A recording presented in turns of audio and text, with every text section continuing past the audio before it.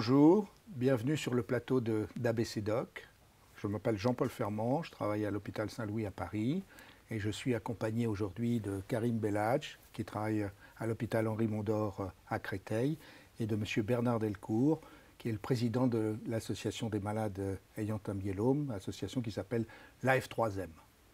Notre propos aujourd'hui, c'est de vous parler des gammapathies monoclonales et plus particulièrement de la principale d'entre elles, une maladie qui s'appelle le myélome. Alors pour rentrer dans le sujet, je crois qu'il faut donner quelques éléments concernant le fonctionnement du système immunitaire. Le système immunitaire, c'est le système qui nous permet de nous défendre contre l'étranger et en particulier contre les infections, contre les agents infectieux. Et ce système immunitaire, il utilise un moyen principal qui est de fabriquer des protéines crochets.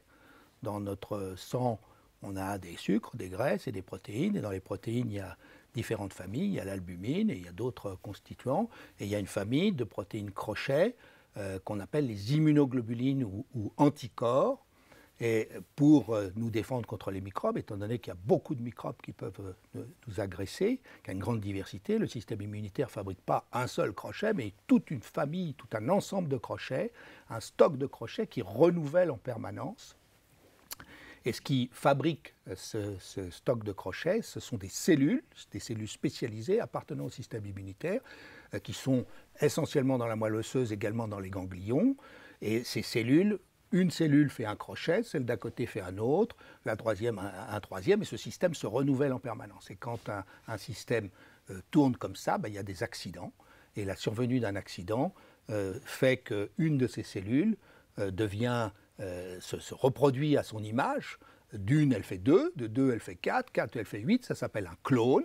Et comme toutes les cellules du clone sont des jumeaux, fabriquent et synthétisent le même crochet, la même immunoglobuline, le même anticorps, on voit apparaître ce qu'on appelle une immunoglobuline monoclonale. On a un moyen simple d'étudier les protéines du sérum, qui est de les séparer par leur charge électrique, ça s'appelle l'électrophorèse. Et donc, quand il y a une tête qui dépasse, une immunoglobuline qui dépasse, sur l'électrophorèse apparaît un pic ou une bande étroite qui définit la présence d'une immunoglobuline monoclonale et qui définit donc ce qu'est une gammapathie monoclonale. C'est une situation fréquente, n'est-ce pas, Karim ? Surtout chez le patient âgé, enfin chez le sujet âgé, où passé 70 ans, 6 à 10% des sujets présentent cette immunoglobuline monoclonale.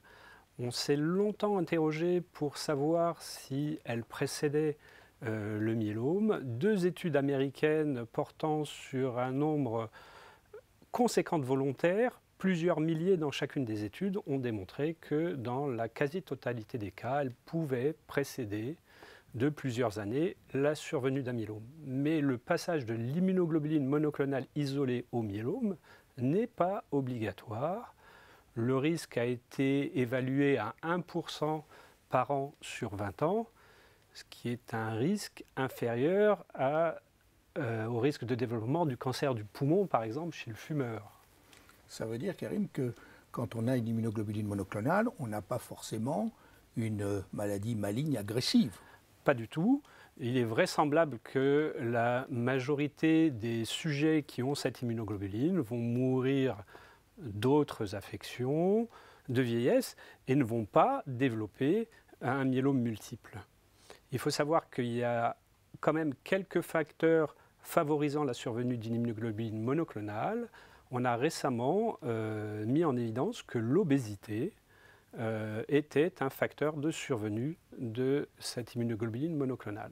Donc, dans la plupart des cas, on a donc le clone dont j'ai parlé tout à l'heure qui dort, qui produit l'immunoglobuline monoclonale, mais on a là simplement une anomalie biologique et ce n'est que dans une fraction de ces situations qu'on peut avoir une évolution vers une cellule du clone qui devient agressive pour l'environnement, qui détruit ce qu'il y a autour et qui définit l'apparition d'une vraie maladie. Et la maladie essentielle dans cette situation étant le myélome. Monsieur Delcourt, donc, puisque vous avez un myélome, comment l'a-t-on découvert? Est-ce qu'il y a eu cette étape de découverte juste d'un pic, d'une gammapathie monoclonale entre guillemets bénigne, ou ce qu'on préfère appeler aujourd'hui de signification indéterminée, puisqu'on sait qu'il y a un risque faible, mais indiscutable, d'évolution vers la maladie avérée? Oui, alors dans mon cas personnel, non. Je ne sais pas quand ce clone dormant s'est installé chez moi. Simplement, une de mes passions, c'était de la course à pied. J'aimais pratiquer des semi-marathons et à 2 fois, à 3 mois d'intervalle, j'ai été, si vous voulez, victime d'une infection sévère, un rhume qui s'est dégradé, qui a fini par une infection pulmonaire. Voilà. Et la deuxième fois, mon médecin a trouvé, si vous voulez, ce tableau clinique un peu atypique et m'a encouragé à faire un check-up en hôpital. Et donc, alors que j'avais couru, si vous voulez, le samedi mes 20 km de préparation et que je m'apprêtais à courir un semi-marathon le samedi suivant, je me suis retrouvé le mardi soir à l'hôpital. Et le vendredi, j'avais l'annonce de mon diagnostic de myélome. Oui, donc les choses se sont passées très rapidement et sans que je n'ai cette période préliminaire en étant informé de ce clone dormant. Donc immunoglobuline monoclonale, le plus souvent, c'est une anomalie biologique. Parfois, malheureusement, la cellule qui a dysfonctionné, qui a déraillé, qui produit cette immunoglobuline monoclonale, est agressive pour l'environnement. Et dans le cas du myélome, cette cellule s'installe dans la moelle osseuse, où elle crée les conditions pour favoriser son développement, sa survie, sa multiplication, où elle freine tout ce qui est autour. Et ce qui est autour, la moelle osseuse, c'est le centre de fabrication des cellules du sang, en particulier des globules rouges. Donc elle entraîne une anémie, où elle diminue également le fonctionnement des autres cellules du système immunitaire, d'où un déficit de défense contre les infections, et où elle déséquilibre l'équilibre normal entre la fabrication de l'os par une cellule qu'on appelle l'ostéoblaste et la destruction de l'os par une autre cellule qu'on appelle l'ostéoclaste, aboutissant à créer des vrais trous dans l'os, une destruction osseuse qui caractérise les lésions que l'on observe au cours du myélome, lésions qui se voient au niveau du crâne, qui se voient au niveau des os longs, qui peuvent aboutir à des fractures, qui peuvent aboutir à également, si la cellule sort de son cadre osseux, à comprimer ce qui est autour et en particulier à des complications neurologiques potentiellement graves. Ce développement de cette cellule peut également entraîner des complications rénales, mais avant cela, peut-être que cette mise en place montre les différents symptômes de la maladie. Alors, le maître symptôme, le symptôme le plus fréquent, c'est la douleur. C'est essentiellement une douleur osseuse, plus particulièrement du squelette axial, la colonne vertébrale, les côtes, le bassin. À côté de ce symptôme, comme l'a dit monsieur, les circonstances inaugurales peuvent être un syndrome infectieux, et notamment des infections respiratoires. Et dans certains cas, il peut s'agir de complications rénales, d'insuffisance rénale, ou de complications neurologiques. Il faut savoir que l'élimination des chaînes légères des immunoglobulines peut, dans certaines conditions, être perturbée par leur précipitation, et il y a des facteurs qui conduisent à la précipitation qui sont la déshydratation, la diminution du flux rénal, l'élimination rénale. Et il faut savoir qu'il y a certains médicaments qui concourent à diminuer l'élimination rénale. Ce sont les inflammatoires non stéroïdiens notamment, et il est fréquent que chez un sujet âgé qui se plaint de douleurs osseuses, on ait tendance à avoir recours à ces médicaments. Donc il faut être très vigilant sur des douleurs nouvelles, importantes, et ne pas donner de façon systématique d'anti-inflammatoires en se disant on est peut-être devant de l'arthrose. Et ça, c'est important de ne pas avoir de recours systématique aux anti-inflammatoires non stéroïdiens qui peuvent donner des complications rénales dans cet état particulier. Donc, douleur, il y a aussi la fatigue et l'essoufflement, symptômes liés à l'anémie. Pardon, peut-être, oui, M. Delcourt, vous souhaitez. Je vous remercie. C'était que j'étais, malheureusement. Que vous étiez Donc c'est vrai qu'en vous entendant expliquer de façon très claire, voilà, il y a 2 mots-clés qui sont pour moi, pour le malade, qui sont fatigue et douleur. Et bien évidemment, quand au quotidien la fatigue prend le dessus, quand au quotidien les douleurs prennent le dessus, la qualité de vie du malade en est vraiment atteinte. Et voilà. Et nous, si vous voulez, donc en tant que malade du myélome, et je représente, je dirais, une communauté à peu près de 20 000 malades en France, et dont 1 200, 1 300 sont adhérents à l'association F3M. Voilà, notre souci, notre préoccupation, c'est la prise en charge de la qualité de vie et comment faire, si vous voulez, pour que la fatigue soit la plus atténuée possible, comment faire pour que les douleurs soient mieux prises en compte. C'est quand même 2 éléments, si vous voulez, on a fait une enquête récemment qui ont montré qui gênaient vraiment le malade dans sa vie quotidienne. Donc, gamme-empathie monoclonale, le plus souvent, c'est une anomalie biologique qu'on peut surveiller. Myélome, parfois, c'est indiscutablement, ça on le comprend facilement en voyant tous ces symptômes qu'on vient de passer en revue, c'est une maladie grave, une maladie maligne, apparentée de la famille du cancer, où il y a une menace menace vitale à travers les infections, le rein, les compressions, etc. Ceci dit, et au cours des dernières années, fort heureusement, on a fait énormément de progrès dans le traitement du myélome. Et on a aujourd'hui les moyens de répondre un petit peu aux attentes que vient d'exprimer M. Delcourt, d'améliorer la survie des malades et d'améliorer aussi leur qualité de vie. Alors ça a pris plusieurs étapes, ça a été relativement vite finalement. Je dirais qu'au milieu du siècle dernier ou un peu après, on avait un seul médicament pratiquement. Ce médicament s'appelle l'Alkéran, peu importe. On l'a d'abord utilisé en augmentant la dose à travers le développement de stratégies qu'on a appelées traitement intensif avec autogreffe. Parce que quand on augmente la dose de ces médicaments, on attaque plus la cellule anormale, mais on attaque plus aussi les cellules normales, et en particulier les cellules normales de la moelle osseuse. Et c'est pour ça qu'on a dû définir des stratégies pour pallier, pour compenser cette destruction potentielle de la moelle osseuse, c'est-à-dire des cellules fabriquant les cellules du sang. C'est l'autogreffe. L'autogreffe, c'est un moyen d'administrer une dose supralétale de chimiothérapie. Autrement dit, on sait que si on donne cette dose et qu'on observe le malade, il a toutes les chances de mourir d'une complication infectieuse ou hémorragique. Donc on prélève un greffon, des cellules mères qui donnent les globules rouges, les globules blancs et les plaquettes, qu'on appelle les cellules souches, on les congèle, on donne une très forte dose de chimiothérapie et on réinjecte au patient son greffon, ces cellules souches, qui vont se mettre à fabriquer des globules rouges, des globules blancs et des plaquettes. Ces cellules souches n'ont pas vu la chimiothérapie, donc elles n'ont pas de frein à leur développement.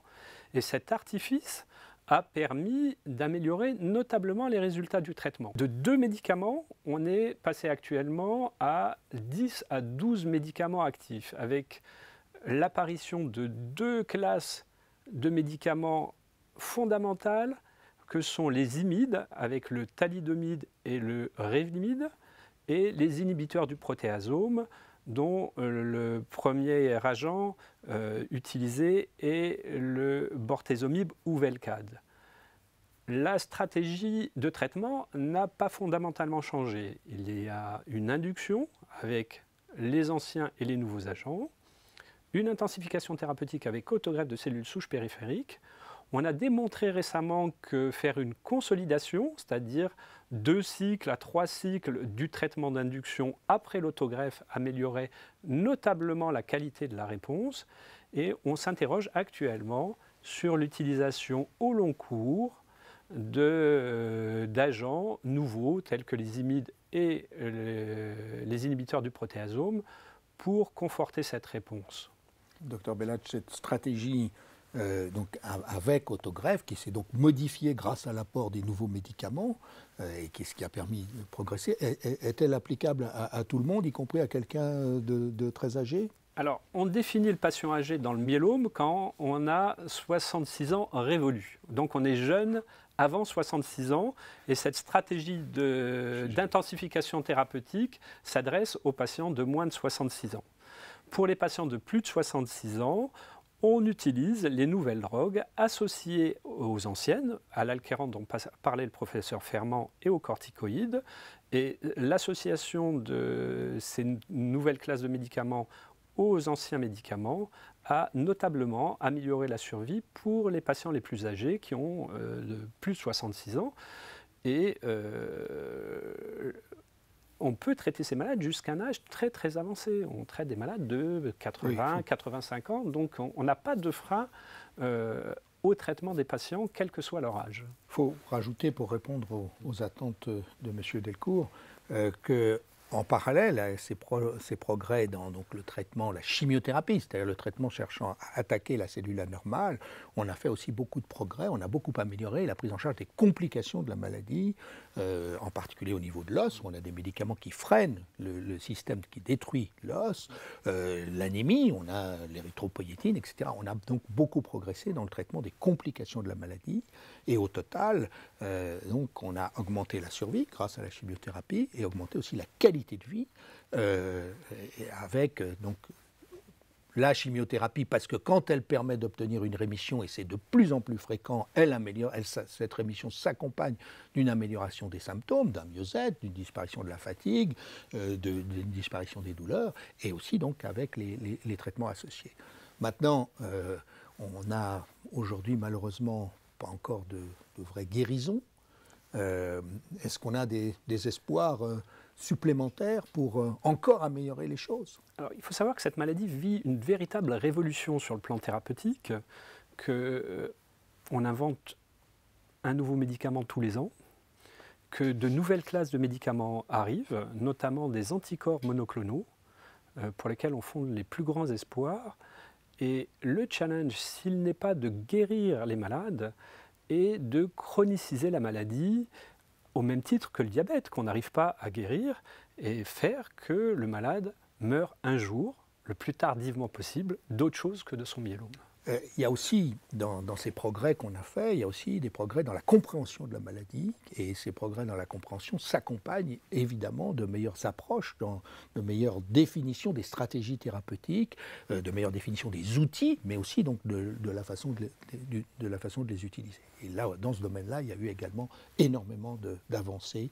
Donc, maladie qui reste grave, mais pour laquelle on a aujourd'hui de plus en plus souvent des rémissions, je dirais presque toujours, et de plus en plus souvent des rémissions longues, et de plus en plus souvent des rémissions de longue durée, et de qualité, et avec donc, comme vient de le dire le docteur Belladj, beaucoup d'espoir d'encore améliorer les choses, et à moyen terme, voire à court terme.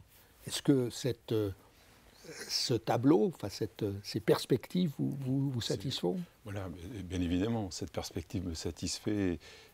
Je dirais, nous l'observons que l'allongement de la durée de vie après traitement est de plus en plus importante. Alors c'est vrai qu'il y a toujours des valeurs moyennes, et quand on est du bon côté de la courbe, c'est toujours plus favorable que quand on est du mauvais côté. Finalement, pour un malade de myélome, son espoir, c'est de mourir d'autre chose que le myélome. Et je vois que dans l'association, aujourd'hui, il y a des gens qui sont atteints, chez qui on a diagnostiqué un myélome actif depuis plus de 20 ans et qui sont encore parmi nous. Et malheureusement, certaines personnes, qui étant maintenant très âgées, sont décédées d'autre chose que d'un myélome. Et l'espoir aussi qu'on a, c'est de rentrer encore, d'avancer dans la compréhension des mécanismes et de comprendre justement pourquoi certains individus, certains malades ont accès à des rémissions très longues, pendant que d'autres sont réfractaires aux traitements qui sont proposés. Et voilà, et de remercier toute la communauté scientifique que vous représentez pour tout le travail qui a été accompli et qui reste encore à faire. Donc, pour conclure, une forte note d'espoir, et déjà d'espoir qui se concrétise aujourd'hui. Merci de votre attention.